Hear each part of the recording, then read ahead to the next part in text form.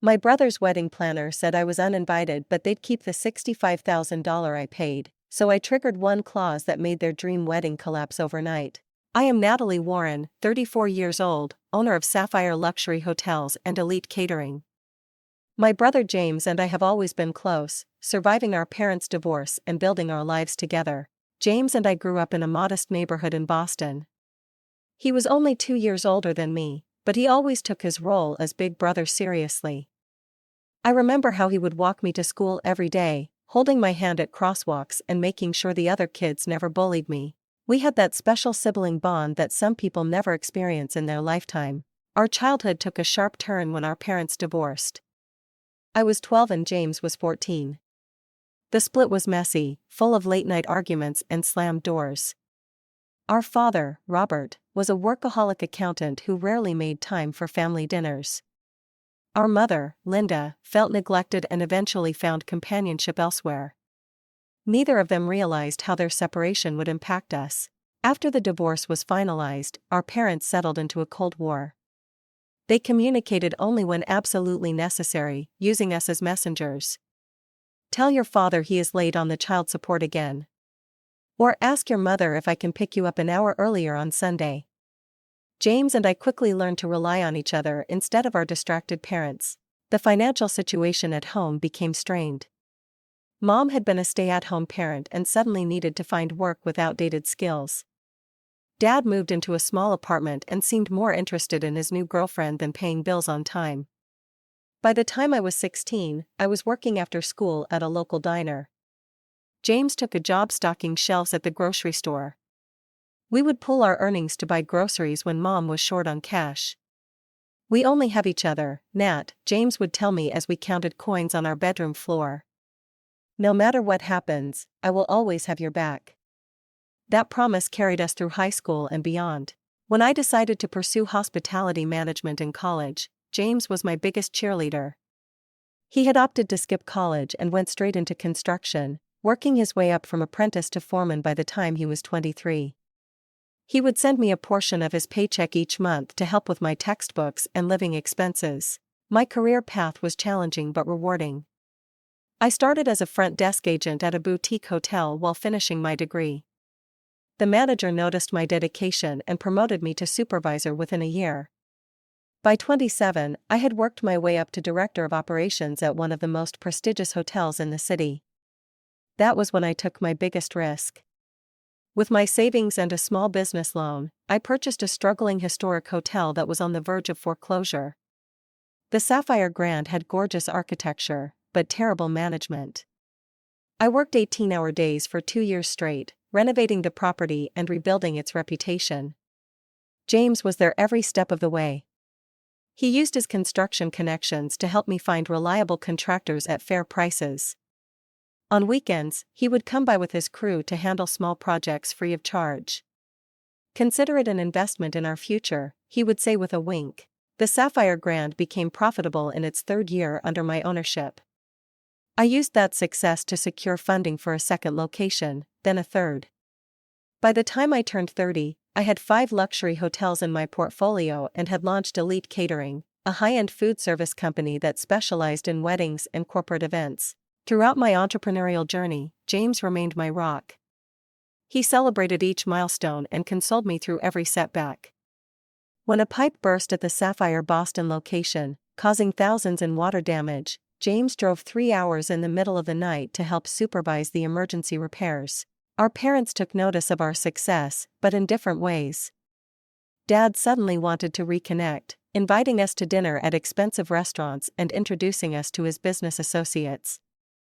Mom became oddly competitive, comparing her modest achievements to our lucky breaks. Neither of them acknowledged that their children had succeeded despite their absence, not because of their support. Then Melissa Blake entered the picture. James met her at a charity golf tournament where my catering company was providing the lunch service. She was beautiful, polished, and came from old money. Her father owned a chain of car dealerships across the Northeast, and her mother was on the board of several prestigious cultural foundations. From the beginning, something felt off about Melissa. She spoke to the catering staff with a dismissive tone that made me uncomfortable. When James introduced us, her smile did not reach her eyes. "Oh, you are the little sister who works in hotels. How quaint," she said, looking around as if searching for someone more important to talk to. James was completely smitten. Within weeks, he was spending all his free time with Melissa. She introduced him to her country club friends and took him to exclusive restaurants where the wait staff treated him like an outsider. Gradually, I noticed changes in my brother. He started using phrases like "the right people" and "our kind of establishment." He traded his reliable pickup truck for a luxury SUV he could barely afford. Our weekly sibling dinners became monthly, then rare occurrences.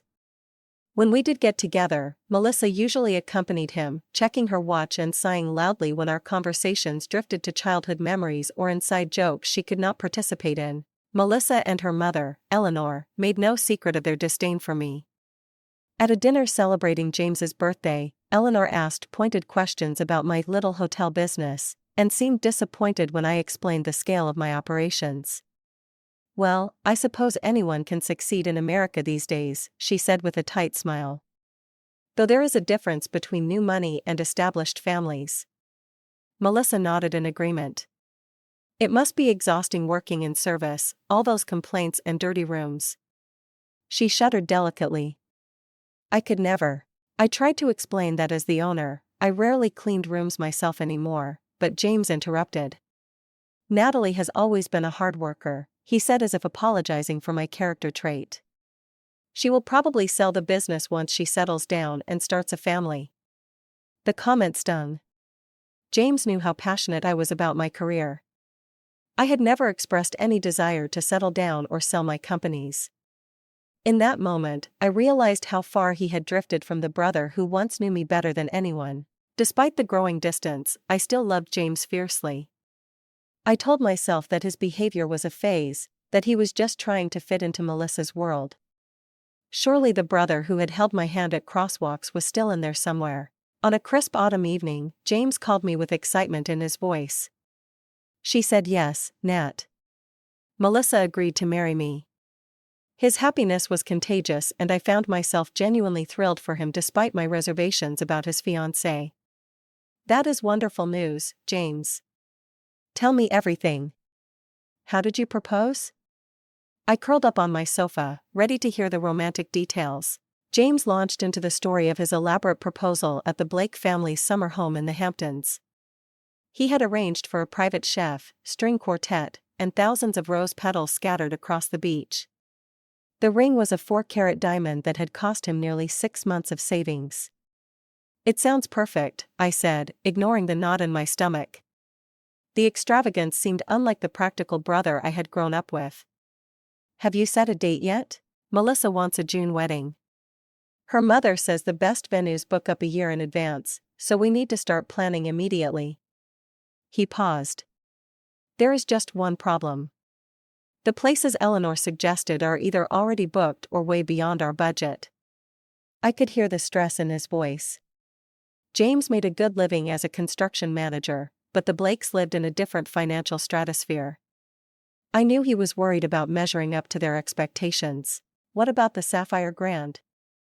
I suggested. "The ballroom can hold 300 guests and the gardens would be beautiful for a June ceremony." There was silence on the other end of the line. "I do not know, Nat. Melissa has her heart set on the Rosewood or the Peninsula." "The Sapphire Grand was just rated above both in Luxury Travel magazine," I pointed out, "and as the owner's brother, you would get preferential booking and significant discounts." After more hesitation, James promised to discuss it with Melissa. 3 days later, he called back. "Melissa will consider the Sapphire Grand, but she wants to see it first, and she is concerned about the catering. Her mother knows several celebrity chefs. Tell her Elite Catering can create any menu she desires," I said, trying to keep the irritation from my voice. "We have 2 Michelin-trained chefs on staff." The tour of the Sapphire Grand was tense. Melissa and Eleanor walked through the grand ballroom with critical eyes, whispering to each other and taking notes. My hotel manager, Anthony, presented our most luxurious wedding package while I showed them the bridal suite with its panoramic city views. "The space is adequate," Eleanor conceded reluctantly. but the color scheme is all wrong for Melissa's vision. Would you be willing to reupholster the ballroom chairs and replace the draperies?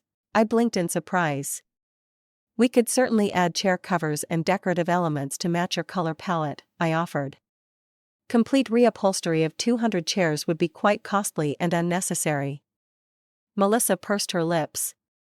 Mother, perhaps we should continue looking at the rosewood. James shot me a pleading look.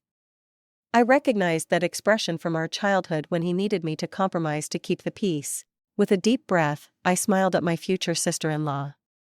Why don't you show me your Pinterest board? I am sure we can find creative solutions to transform the space into exactly what you are envisioning. That concession opened the floodgates. Over the next hour, Melissa detailed her dream wedding, which seemed to have been lifted straight from a royal ceremony. She wanted imported flowers, custom lighting installations, a champagne fountain, and a 10-tier cake. When Anthony discreetly provided a preliminary estimate, James went pale. Even with my owner's discount, the wedding would cost well over $100,000. That was when I made a decision that would change everything. As my gift to you both, I said, I would like to cover the venue and catering deposit, $65,000 toward your special day. James's eyes widened. Nat, that is too generous. We cannot accept that. But Melissa and Eleanor exchanged glances. That would be lovely, Melissa said quickly. We accept your generous offer. Even for a successful business owner like myself, $65,000 was a significant amount. It represented the profit from several months of operations. But I told myself it was worth it to support my brother and perhaps build a bridge with my new extended family. The planning process began immediately. Melissa hired Victoria Hayes, one of the city's most exclusive wedding planners, to coordinate the details. I expected to be included in the major decisions given my financial contribution and ownership of the venue, but I quickly discovered I was mistaken. Melissa scheduled tastings with my catering team without inviting me. Victoria sent emails about architectural changes to the ballroom without copying me on the correspondence. When I asked James about being excluded, he seemed uncomfortable. Melissa just wants to make sure everything is perfect, he explained. She feels there might be a conflict of interest if you are too involved since it is your business. I swallowed my hurt feelings and tried to respect their process. However, the situation became increasingly difficult as Melissa and Eleanor made demanding and often unreasonable requests. They insisted that my staff remove a historic chandelier from the ballroom because it did not match Melissa's color scheme. They demanded that the kitchen create 15 different sample menus before making a selection. They scheduled appointments with my already overworked venue coordinator at odd hours, often canceling at the last minute. Through it all, I maintained my professionalism. I wanted this wedding to be perfect for James, even if it meant tolerating Melissa's bridezilla behavior. My staff, loyal to me, did their best to accommodate the endless demands, though I could see the strain in their faces. You are a saint, Anthony told me after a particularly difficult meeting with Eleanor. If she were not your future family, I would have shown her the door weeks ago. The $65,000 deposit was officially processed 6 months before the wedding date. I signed the paperwork myself specifying that it covered the venue rental, basic catering package, and hotel rooms for the wedding party. Additional costs for upgrades, special requests, and guest accommodations would be billed separately. As the wedding date approached, I expected to receive my formal invitation. When the 3-month mark passed with no envelope in my mailbox, I casually mentioned it to James during one of our increasingly rare phone conversations. Oh, the invitations went out last week, he said vaguely. Melissa handled the guest list. I am sure yours is on the way. Another month passed. No invitation arrived.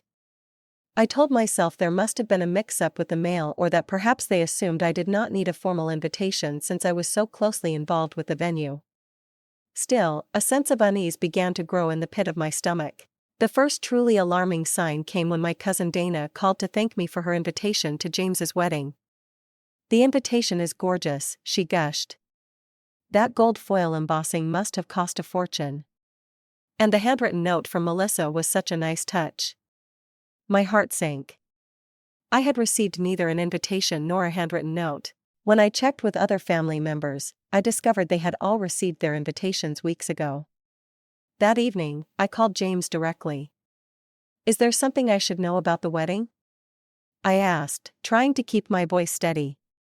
"Everyone else seems to have received their invitations." There was a long pause on the other end of the line. "Melissa has been handling the guest list," he said finally. "I will check with her and get back to you." 3 days later, I still had not heard from him. I decided to take a more direct approach and texted him. "Need to finalize my attendance details for your wedding. Should I bring a +1? What color dress would coordinate with the wedding party?" His response was vague and evasive. "Still working out some details. We'll let you know soon." Around the same time, I noticed other concerning patterns. The bridal shower had apparently happened the previous weekend, but I had not been invited. Photos appeared on social media showing James, Melissa, and both families at what looked like an engagement photo shoot in the botanical gardens. Again, I had not been included or even informed. During a routine check-in with my hotel staff about the wedding arrangements, I learned that Melissa had requested a meeting to review the seating chart for the reception. Curious, I asked to see a copy. My name was nowhere to be found. "There must be a mistake," I told my events coordinator. "I am the groom's sister." She looked uncomfortable. Miss Blake was very specific about the seating arrangements. She personally reviewed each name multiple times. The situation came to a head when our parents organized a family dinner 1 month before the wedding. It was the first time in years that both my mother and father would be in the same room, a testament to the significance of James's marriage. The dinner was held at an upscale restaurant downtown with James, Melissa, both sets of parents, and me in attendance. From the moment we sat down, the tension was palpable. Melissa kept whispering to her mother and shooting glances in my direction. When the conversation turned to wedding details, they spoke in vague terms, changing the subject whenever I asked specific questions. During the main course, Eleanor made a comment that sent a chill down my spine. "It is so important to have the right atmosphere at a wedding," she said, swirling her wine glass. "The proper guests, the right connections.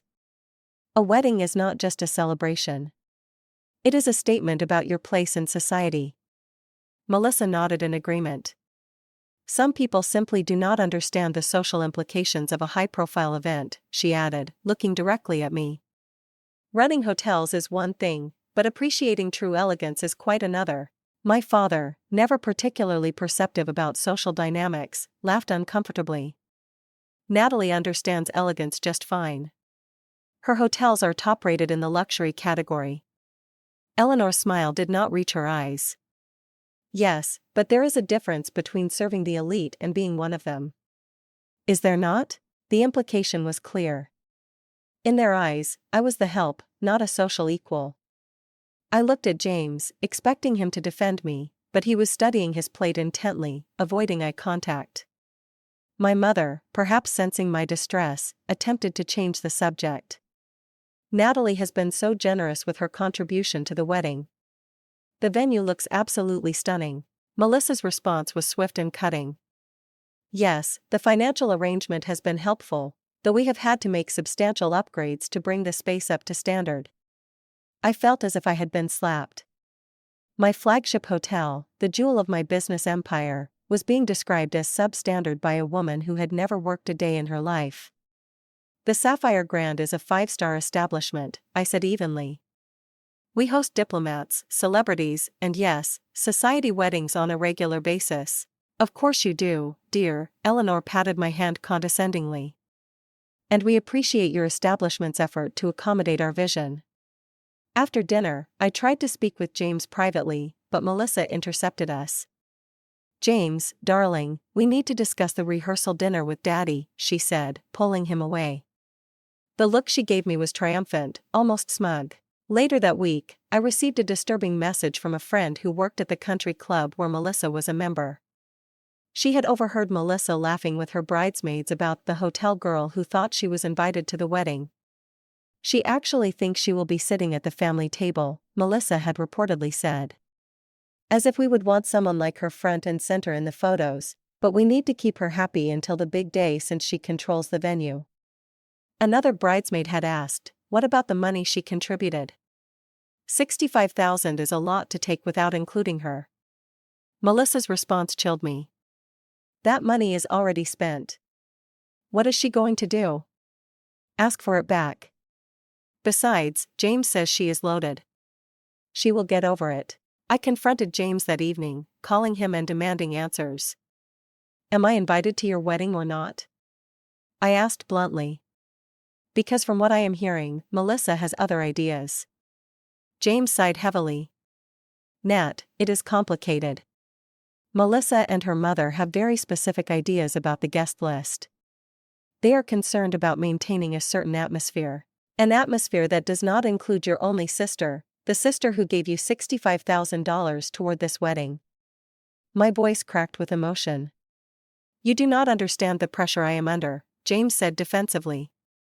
Melissa's family moves in important circles. This wedding could open doors for both of us. Since when do you care about important circles? I demanded.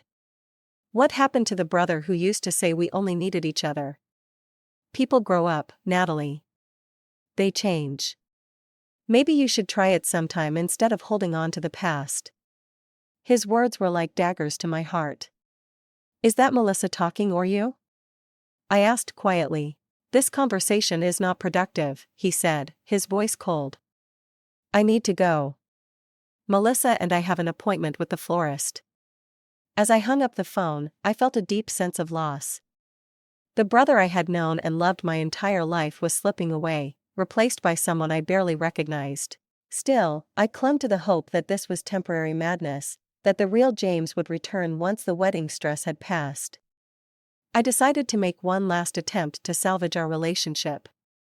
I sent James a heartfelt email reminding him of all we had been through together and expressing my hurt at being excluded from his important day. I assured him that I would continue to ensure the wedding venue and catering were perfect regardless of my personal feelings because that was what family did for each other. His response was brief and formal. Thank you for your understanding. I will speak with Melissa about the guest list situation. Days passed with no further communication. The wedding was now just 1 week away and I had begun to accept that I might not be attending my own brother's ceremony despite providing the venue and a substantial financial contribution. Then came the phone call that would change everything. It was a Tuesday afternoon when my phone rang displaying an unfamiliar number. I was in the middle of a budget meeting with my executive team but decided to answer in case it was related to the wedding. Hello, is this Natalie Warren? A professional female voice inquired. Yes, speaking, I replied, stepping out of the conference room. This is Victoria Hayes, the wedding planner for the Warren Blake ceremony scheduled at the Sapphire Grand next Saturday. Her tone was crisp and businesslike. I am calling regarding your deposit payment of $65,000. My heart skipped a beat. Yes. Is there an issue with the payment? I had processed it myself months ago, but perhaps there was some administrative problem. Not exactly, Victoria hesitated. I have been instructed by the family to inform you that your invitation to the wedding has been cancelled. However, they would like to retain the deposit you provided. The world seemed to stop. I gripped the hallway wall for support. Excuse me. Victoria cleared her throat uncomfortably. The family has decided to revise the guest list. Your attendance is no longer required. However, they wish to keep the venue and catering arrangements as planned, utilizing the deposit you already paid. Which family? I asked, my voice barely above a whisper. Who exactly made this decision? Miss Blake and her mother provided the instruction, Victoria replied. I was told that Mr. Warren is aware and has agreed to the arrangement. James had agreed to uninvite me from his wedding but keep my $65,000. My own brother. The same brother who once gave me half his sandwich every day at school because he knew I was too shy to ask for more food. The brother who held my hand at our grandmother's funeral and promised we would always have each other. May I ask why? I managed, fighting to keep my voice steady. Victoria paused again, clearly uncomfortable with the conversation. I was informed that your presence might distract from the event's intended atmosphere. Miss Blake felt that the family dynamics might create tension on her special day. Family dynamics, I repeated incredulously. I am his sister, his only sibling. Miss Blake also mentioned something about your professional connection to the venue, potentially confusing guests about your role. Victoria sounded like she was reading from a script. She specifically mentioned concerns about you being perceived as staff rather than family given your ownership of the establishment. The cruelty of the statement knocked the wind out of me. After years of hard work building my business from nothing, my success was being used against me. I was too associated with service industry work to be worthy of attending my brother's wedding. Did James say this? I asked, needing to know if these were his words or Melissa's. I have not spoken directly with Mr. Warren about this matter, Victoria admitted. The instruction came from Miss Blake, but she assured me that Mr. Warren was in agreement. I closed my eyes trying to process the betrayal and the $65,000 I contributed. They expect to keep that money while excluding me from the event. Yes, Victoria confirmed, sounding increasingly uncomfortable. The deposit is considered non-refundable at this point as stated in the contract. Miss Blake mentioned that you had presented it as a gift not contingent on your attendance. A wave of anger washed over me, clearing away the shock and hurt. This was beyond inconsiderate. It was calculating and cruel. They had used me for my venue, my catering services, and my money, all while planning to exclude me from the actual celebration. Miss Warren, are you still there? Victoria asked after a long silence. Yes, I said, my voice suddenly calm and clear. I want to confirm that I understand correctly. The bride and her mother have decided I am not welcome at my brother's wedding despite my significant financial contribution and the fact that the event is being held at my property and my brother has apparently agreed to this arrangement. That is my understanding. Yes, Victoria replied cautiously. I took a deep breath. Victoria, I appreciate your calling me directly. I am guessing you did not know that I am the owner of the Sapphire Grand and Elite Catering. There was a sharp intake of breath on the other end of the line. No, I was not aware of that connection. Miss Blake introduced you only as Mr. Warren's sister, who had contributed to the wedding fund. I see, I said, a plan already forming in my mind. In that case, I have a message I would like you to deliver to Miss Blake and my brother. Of course, Victoria replied, her professional demeanor slipping as she realized the precarious position she was in. Please tell them that I said to cancel the entire wedding. Victoria gasped. But Miss Warren, you cannot. You are not the bride or groom. You do not have the authority to cancel the event. No, I agreed. But I own the venue, the catering company, and the hotel chain they booked for out-of-town guests. And according to Section 12 of the contract they signed, I reserve the right to cancel any event that violates our company's core values, which include respect and integrity. The silence on the other end of the line was deafening. But the deposits, the guests, everything is arranged, Victoria stammered. Yes, it is unfortunate timing, I said coolly. Please inform Miss Blake and my brother that unless I receive a formal apology and invitation to the wedding by 5 p.m. today, the Sapphire Grand will no longer be available for their event. All deposits will be forfeited as per the cancellation policy they agreed to. This is highly irregular, Victoria protested. I have never encountered such a situation in my career. Neither have I admitted, but then I have never been uninvited from my brother's wedding while being expected to fund it either. Please deliver my message promptly.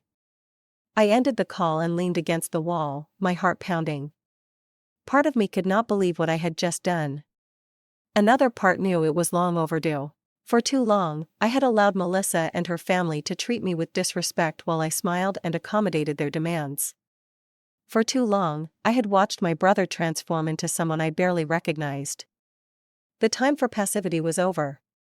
If James wanted to choose Melissa's elitist values over our lifelong bond, that was his right. But he would not do it in my venue with my money, while excluding me from the celebration. Within minutes, my phone began to ring. It was James. I let it go to voicemail. Then Melissa called, then Eleanor. I ignored them all, returning to my budget meeting with a serene smile that confused my executive team. Is everything all right? Anthony asked, noticing my changed demeanor. Actually, yes, I replied. I think everything is finally becoming very clear. By 4:30 that afternoon, my office phone, cell phone, and email were flooded with messages. Victoria had apparently delivered my ultimatum, unleashing a storm of panic. The wedding was only 10 days away. Over 200 guests had confirmed their attendance. Deposits had been paid to florists, photographers, and entertainers. At precisely 4:55, there was a commotion in the hotel lobby. James had arrived with Melissa and both sets of parents in tow. It was time to face the consequences of my stand. I instructed my assistant to escort the wedding party to my private conference room rather than my office. This was no longer a family matter, but a business dispute, and I wanted the setting to reflect that distinction. When I entered the room 5 minutes later, the tension was palpable. Melissa was red-faced and teary, clutching her mother's hand. Eleanor looked apoplectic, her lips pressed into a thin line. My parents appeared confused and distressed. And James, my beloved brother, looked like a stranger. His face a mask of anger and embarrassment. "What the hell do you think you are doing?" he demanded as soon as I closed the door behind me. I remained standing, hands clasped in front of me. Enforcing the terms of our contract, I replied calmly, and standing up for myself finally. Melissa's father, Howard Blake, stepped forward. He was a large man accustomed to intimidating others with his physical presence. "This is outrageous. We have a binding agreement. You cannot simply cancel a wedding with 10 days' notice." I met his gaze steadily. "Actually, I can. Section 12 of the venue contract clearly states that the Sapphire Grand reserves the right to cancel any event that violates our ethical standards or poses a reputational risk to our establishment." "Ethical standards," Eleanor scoffed. "What nonsense is this? Attempting to exclude the venue owner from an event while retaining her financial contribution constitutes fraud," I stated. "That violates both ethical standards and potentially the law." "We did not exclude you," Melissa protested, tears streaming down her face. "We simply revised the guest list. By removing only me," I pointed out. After accepting my $65,000 contribution, my mother stepped forward, clearly confused. "Natalie, what is going on? Why would you not be invited to your own brother's wedding?" I looked at James, giving him the opportunity to explain. He avoided my gaze, staring at the carpet. "Perhaps James or Melissa would like to explain their reasoning," I suggested after the silence stretched uncomfortably. "This is a misunderstanding," James finally said, his voice lacking conviction. "Victoria must have confused the instructions." Victoria Hayes, who had been quietly observing from the corner of the room, straightened her spine. "I followed Miss Blake's instructions exactly as they were given to me. I was told to inform Miss Warren that her invitation had been rescinded, but that the deposit would be retained." Eleanor waved her hand dismissively. "This is ridiculous. So, there was a miscommunication about the guest list. It happens with large events. That is no reason to threaten the entire wedding." "This was not a miscommunication," I said firmly. "This was a deliberate decision to exclude me while keeping my money." "You offered that money as a gift," Melissa snapped, dropping all pretense of civility.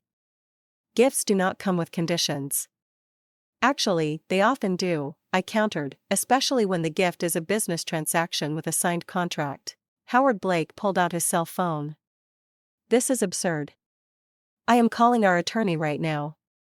We will sue you for breach of contract." "You are welcome to do that," I replied. "But the contract is quite clear about my right to cancel under these circumstances. Additionally, I have documentary evidence of the bride's intent to defraud me by accepting my financial contribution while planning to exclude me from the event." "That is a serious accusation," Howard growled. "Yes, it is," I agreed. "Almost as serious as telling your daughter it is acceptable to take $65,000 from someone and then ban them from the event they funded."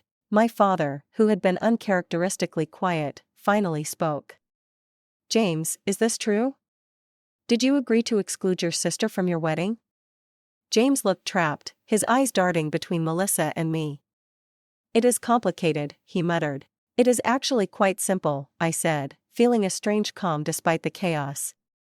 Either I am welcome at my brother's wedding as a full and respected family member, or there will be no wedding at the Sapphire Grand. Melissa burst into fresh tears. You cannot do this. Everything is arranged. Our guests are arriving from Europe next week. The custom gown, the flowers, the band that required a 6-month deposit. I understand it is inconvenient, I acknowledged, but so is discovering that your only sibling has decided you are not good enough to attend his wedding despite your generous contribution. Eleanor turned to James. This is ridiculous. Call her bluff. We can find another venue. I smiled thinly. With 10 days' notice in the height of wedding season, that seems unlikely, but you are welcome to try. Of course, you would forfeit the deposit here, and most other venues will require full payment up front for such a last-minute booking. The color drained from Melissa's face as she realized the impossibility of the situation. Daddy, do something.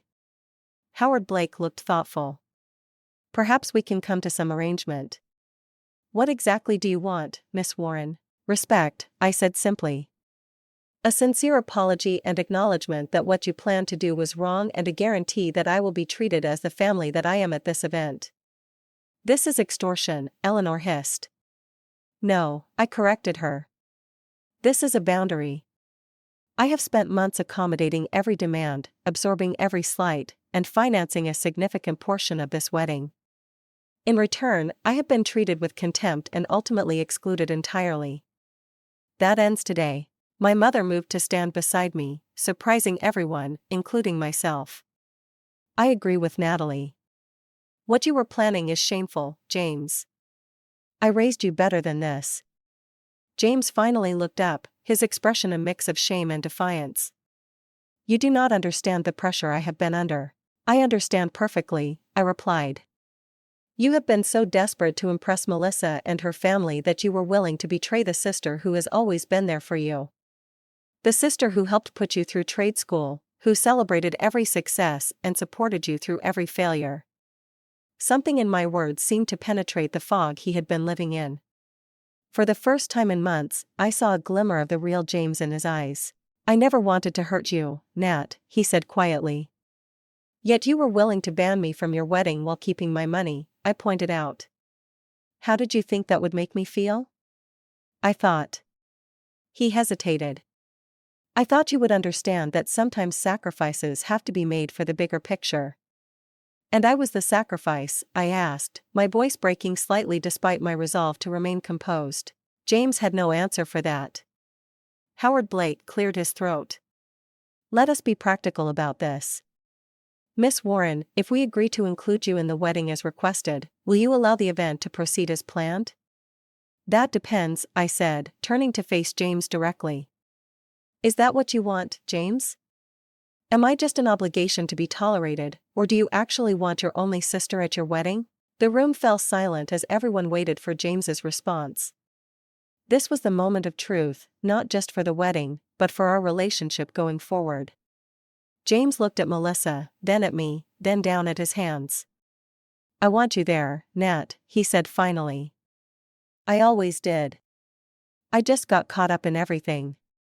The planning, the expectations, the pressure to make everything perfect. Perfect for whom? I asked softly. He had no answer for that either. Melissa stomped her foot in frustration. This is my wedding. I should decide who attends.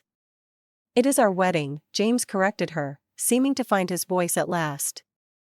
And Natalie is my sister. She should be there. She deserves to be there. The look Melissa gave him was venomous. After this stunt, you still want her there? She just threatened to ruin our entire wedding. After you tried to exclude her while keeping her money, James countered, standing a little straighter. Think about that, Melissa. How would you feel if someone did that to you? For perhaps the first time since I had met her, Melissa seemed genuinely speechless. Here is what is going to happen, I said, addressing the entire room. I will allow the wedding to proceed as planned with the following conditions. First, I will receive a formal written apology from the bride and groom for the attempt to exclude me. Second, I will be treated with the respect due to a family member and business owner throughout all wedding events. Third, my $65,000 contribution will be acknowledged in the wedding program as a gift from a loving sister, not simply as a venue discount. Howard Blake nodded thoughtfully. Those terms seem reasonable given the circumstances. Father. Melissa protested. Enough, Melissa, he said firmly. Miss Warren has us over a barrel, and you know it. More importantly, she is right. What you and your mother planned was inappropriate and potentially illegal. We are fortunate she is willing to work with us at all. Eleanor looked as if she had swallowed something sour, but remained silent. My parents exchanged glances, clearly processing the family drama they had walked into. Do we have an agreement? I asked, looking directly at James. After a moment's hesitation, he nodded. Yes, and Nat. I am sorry. I should have never let things get this far. It was a start, but I knew we had a long way to go to rebuild the trust that had been broken. Still, for the first time in months, I felt like I might eventually get my brother back. Then the wedding will proceed as scheduled, I said, opening the conference room door to signal that our meeting was concluded. Victoria will coordinate with my staff on the final details. As the group filed out, James lingered behind. When we were alone, he turned to me with tears in his eyes. I really am sorry, Nat. I do not know who I have become these past few months. Neither do I said honestly. But I hope you figure it out before you say I do. Marriage is hard enough when you are being true to yourself. He nodded slowly, seeming to really hear me for the first time in months. Thank you for not giving up on me even when I deserved it. That is what family does, I replied. The real kind, not the kind that only values status and appearances. As he left to join his waiting fiancée, I wondered whether the wedding would actually take place, and if it did, what kind of marriage would follow. Only time would tell. The days leading up to the wedding were tense but productive. True to my word, I ensured that every detail of the venue and catering was perfect. My staff, who had heard rumors of the confrontation, worked with renewed enthusiasm, proud that I had stood up for myself. Victoria Hayes proved to be surprisingly diplomatic once the initial shock had worn off. She had clearly gained a new respect for me after learning about my ownership of the Sapphire properties and witnessing my handling of the situation. I must apologize for my part in this mess, she told me as we reviewed the final seating chart. Had I known who you were from the beginning, I would have never agreed to make that call. You were doing your job based on the information you had, I assured her. Though in the future, you might want to question clients who ask you to exclude immediate family members while keeping their money. Victoria winced. Lesson learned. Believe me. As promised, I received a formal written apology from James and Melissa. James's portion seemed heartfelt and genuinely remorseful. Melissa's contribution was stiff and clearly coached by her father's legal team, but it met the technical requirements of our agreement. The rehearsal dinner held 2 nights before the wedding was my first real test. As I entered the restaurant's private dining room, conversations hushed and all eyes turned to me. I held my head high, wearing a designer dress that struck the perfect balance between elegant and confident. James immediately came to greet me, kissing my cheek and leading me to a seat of honor near the head table. Melissa remained seated, offering only a tight smile that did not reach her eyes. Eleanor Blake made a point of avoiding me entirely, while Howard surprised me by approaching with an unexpected olive branch. Miss Warren, he said, extending his hand. I want to personally apologize for the unpleasantness earlier this week. In business, I have always valued directness and integrity. You displayed both, and I respect that. I accepted his handshake. Thank you, Mr. Blake. I appreciate your understanding. Howard, please, he insisted. We are about to be family after all. Throughout the evening, I noticed James watching Melissa with an increasingly thoughtful expression. She was in full bride mode, accepting compliments and directing conversations with practiced charm. But whenever the attention was elsewhere, her smile would slip and she would whisper sharp instructions to the waitstaff or shoot irritated glances at guests who failed to follow her conversational lead. After dinner, James found me on the restaurant's terrace where I had stepped out for a moment of peace. "You look beautiful tonight, Nat," he said, joining me at the railing. "Thank you. It is a lovely evening." He nodded, staring out at the city lights.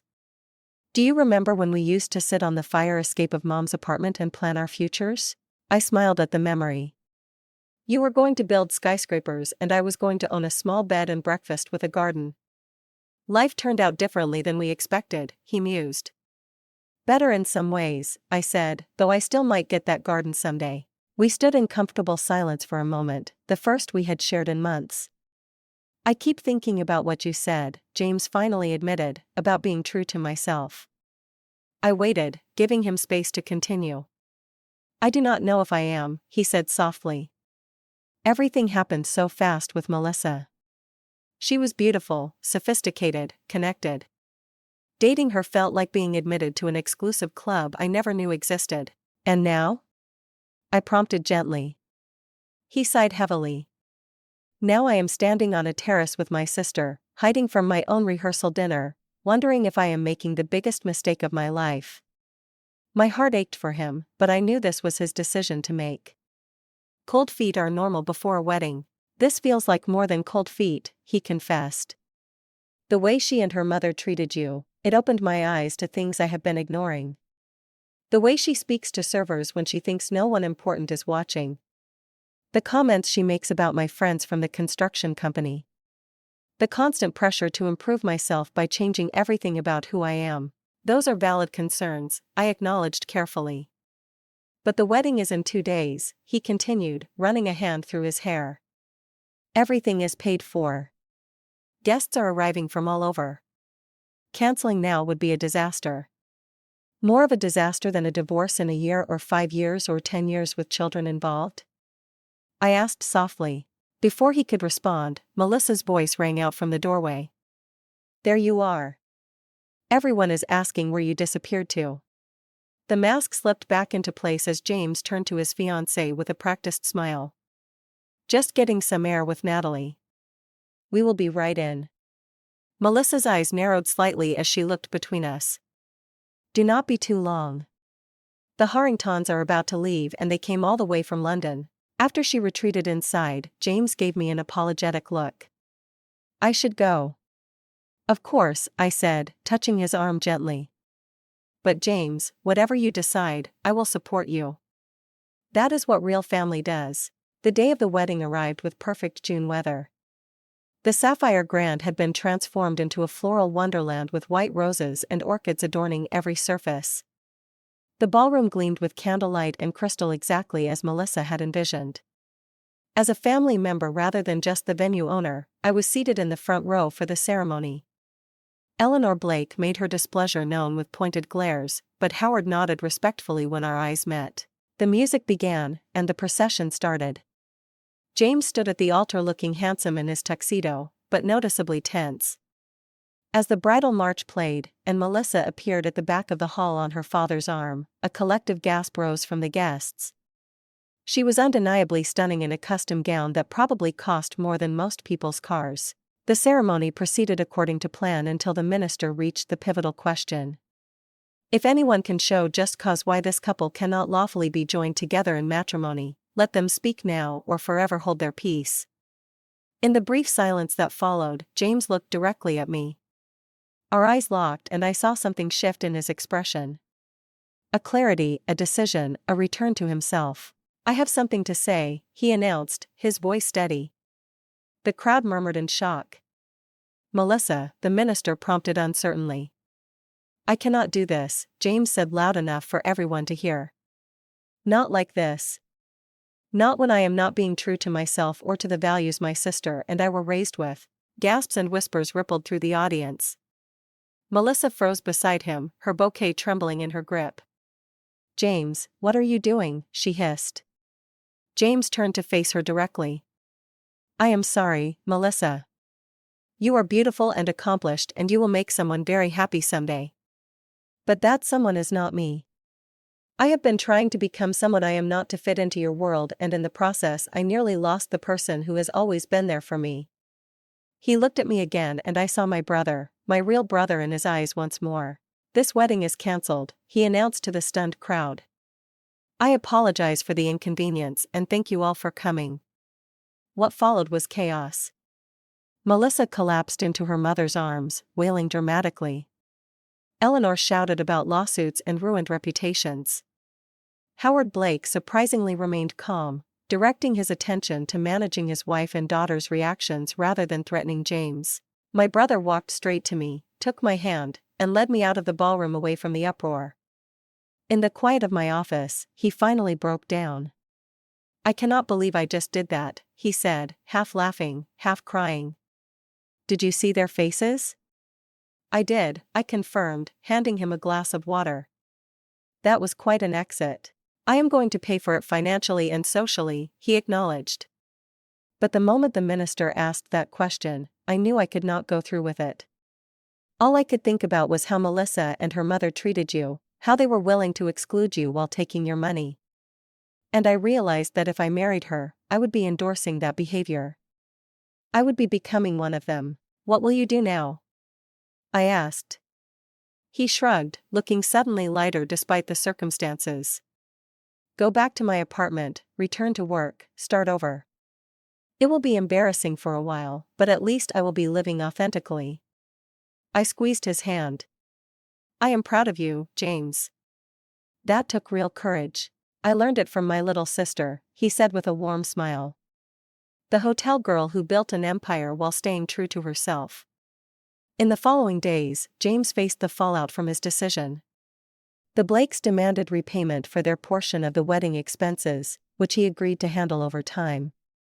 Some of Melissa's society friends spread unkind rumors about him, but his true friends stood by his side. As for me, I had my brother back, and that was worth more than any business deal or social connection. The Sapphire Grand suffered no lasting damage to its reputation.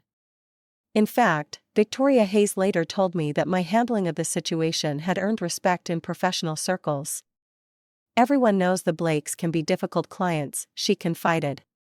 "The fact that you stood your ground while maintaining professionalism has only enhanced your standing." 1 month after the non-wedding, James and I resumed our tradition of Sunday brunches, something we had not done since Melissa entered the picture. As we shared pancakes and coffee, he looked more like himself than he had in years. "I got a call from Eleanor Blake yesterday," he mentioned casually. "She wanted to let me know that Melissa is dating a hedge fund manager now. Apparently, they met at a charity gala 2 weeks after our wedding was supposed to happen." "That was fast," I remarked. James laughed. "I am not surprised. I think I was always more of an accessory than a partner to her, the successful contractor with the rugged good looks who could be molded into an acceptable society husband." "And now?" "Now I am dating someone new, too," he admitted with a sheepish smile. "Remember Sarah from the city planning office? We always got along when I was submitting permits. She called to check on me after hearing about the wedding, and we ended up talking for hours." "Sarah is wonderful," I said sincerely. "Smart, kind, and she values you for who you actually are." "That makes all the difference," James agreed. "She wants to meet you properly, by the way." I told her all about my amazing sister who saved me from making the biggest mistake of my life. "I would love that," I said, feeling a warmth that had nothing to do with the summer sunshine streaming through the window. The wounds caused by Melissa and her family would take time to fully heal, but James and I were rebuilding our bond stronger and wiser than before. Sometimes it takes nearly losing someone to realize how valuable they truly are. 6 months after the wedding that never was, I sat in my office at the Sapphire Grand reviewing the quarterly financial reports. The hotel chain was thriving with bookings at an all-time high and a waiting list for elite catering that stretched into the next year. A knock at the door interrupted my concentration. It was Anthony, my hotel manager, with a strange expression on his face. "Melissa Blake is in the lobby," he announced. "She is asking to speak with you." I set down my pen in surprise. "Melissa? Did she say what this is about?" "No, but she seems different, less imperial, if you know what I mean." Curiosity got the better of me. "Send her up." When Melissa entered my office, I barely recognized her. Gone was the perfectly coiffed society princess with designer clothes and flawless makeup. This Melissa wore simple jeans, a sweater, and minimal cosmetics. Her hair was pulled back in a casual ponytail. "Thank you for seeing me," she said, her voice lacking the entitled edge I remembered. "I know this must be unexpected. Please have a seat," I offered, gesturing to the chair across from my desk. "What can I do for you?" Melissa sat down, folding her hands nervously in her lap. "I came to apologize properly this time, not with some lawyer-drafted statement." I raised an eyebrow, but remained silent, waiting for her to continue. "What I did to you was inexcusable," she admitted. "Trying to exclude you from James's wedding while keeping your money was not just rude, it was cruel and potentially criminal.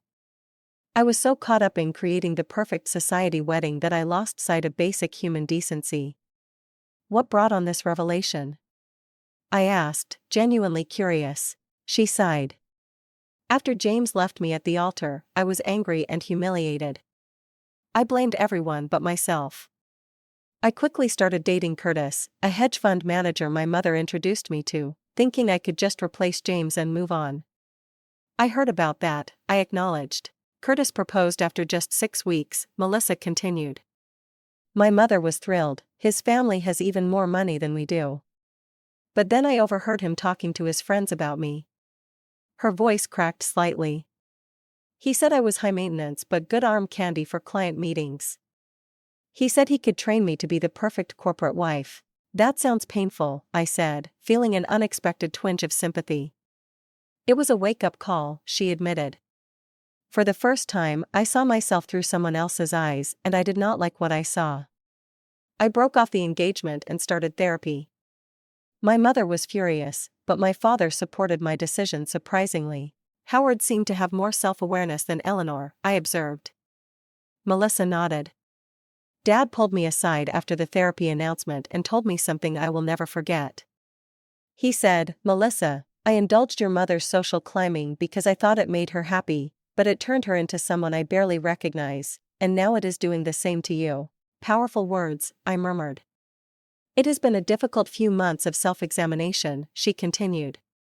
"I have had to confront some ugly truths about myself and how I treated people, especially you and James. The therapist helped me see that my behavior stemmed from deep insecurity.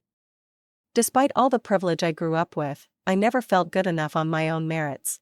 I studied her closely, looking for signs of manipulation or insincerity. To my surprise, I found none. "I do not expect forgiveness," Melissa said, meeting my gaze directly. "I just wanted you to know that I recognize the harm I caused and I am working to become a better person." "I appreciate that," I said carefully. "Genuine apologies are rare."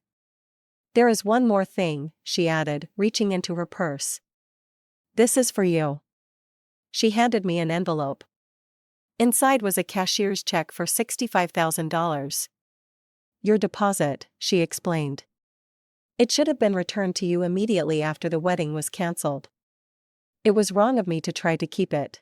I stared at the check in surprise. "Thank you. This is unexpected." "It is the right thing to do," she said simply, standing to leave. That is all I wanted to say. "Thank you for seeing me." As she turned to go, I found myself asking, "Have you spoken to James?" She paused at the door. "No." I thought about reaching out, but I decided that would be selfish. "He seems happy with Sarah from what I have heard. He deserves that happiness without me complicating things." With that, she was gone, leaving me to ponder the strange encounter. People could change, it seemed, if they were willing to face their mistakes honestly. That evening, I met James and Sarah for dinner at my newest hotel property. They were glowing with happiness, clearly well-matched in values and temperament. Sarah was warm, intelligent, and treated the wait staff with genuine kindness, something I noticed immediately.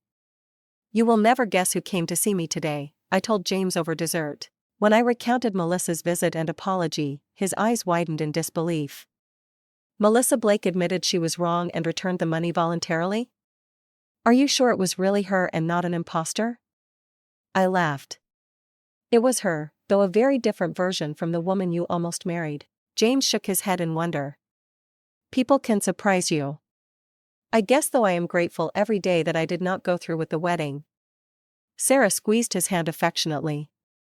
So am I, selfishly. The whole experience taught me something important, I reflected. For years, I defined success by my business achievements. I worked endless hours building the Sapphire brand, sometimes at the expense of personal relationships. I took pride in being self-sufficient, never needing to ask for help. You have always been the strong one, James agreed. But strength is not about handling everything alone, I continued. Real strength is knowing when to stand up for yourself, when to set boundaries, and when to walk away from situations that diminish your worth. If I had not found the courage to confront you and Melissa about the wedding exclusion, I might still be letting people take advantage of my generosity while treating me as less than. I am sorry I put you in that position, James said quietly. We both learned from it, I assured him. And our relationship is stronger for having weathered that storm. In the months that followed, I made changes in both my personal and professional life. I began volunteering with a mentorship program for young women entrepreneurs, sharing not just business advice, but lessons about self-worth and healthy boundaries.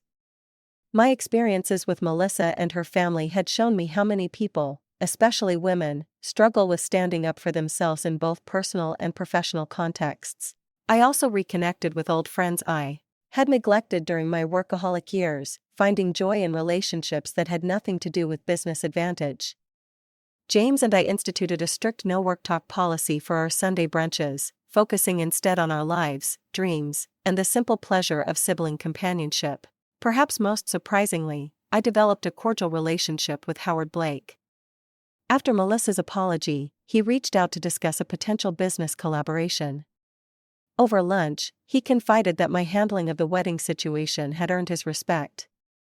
I built my car dealership empire by recognizing talent and integrity, he told me. You demonstrated both. Eleanor and Melissa may have wealth and social connections, but you have something more valuable, character. The $65,000 check from Melissa went into a special fund I created to help couples who wanted meaningful weddings without financial strain. The True Love, True Values grant provided venue and catering services at the Sapphire Grand for couples who demonstrated authentic commitment to each other and their communities. As for my brother, he and Sarah became engaged a year after the non-wedding disaster. They planned a simple ceremony in the garden of my newest hotel property with only close friends and family in attendance. When James asked me to be his best woman, I accepted with tears of joy. On the morning of his wedding, as I helped him straighten his tie, James looked at me with gratitude in his eyes. You saved me from making the biggest mistake of my life, he said. Not just by stopping the wedding with Melissa, but by reminding me of who I really am and what actually matters. That is what family does, I replied, echoing the words I had spoken during our confrontation a year earlier. The real kind, not the kind that only values status and appearances. The lesson I learned through that painful experience was profound. True self-worth comes not from what you accomplish or who accepts you, but from honoring your own values and refusing to compromise them for approval or advantage. Sometimes the most loving thing you can do for yourself and others is to say no when someone tries to diminish your worth. The path to healing began with that difficult stand, continued through rebuilding authentic connections, and led to a life richer in meaning than I could have imagined. By refusing to accept disrespect, I had not only preserved my dignity, but helped others, including Melissa, confront important truths about themselves. Life offers many tests of character. The wedding that never happened became one of mine, revealing strengths I did not know I possessed and values I would never again compromise. In standing up for myself, I discovered that self-respect is the foundation upon which all meaningful relationships must be built. You cannot control how others treat you, but you always have the power to decide what treatment you will accept. Sometimes saying no is the first step towards saying yes to the life you truly deserve.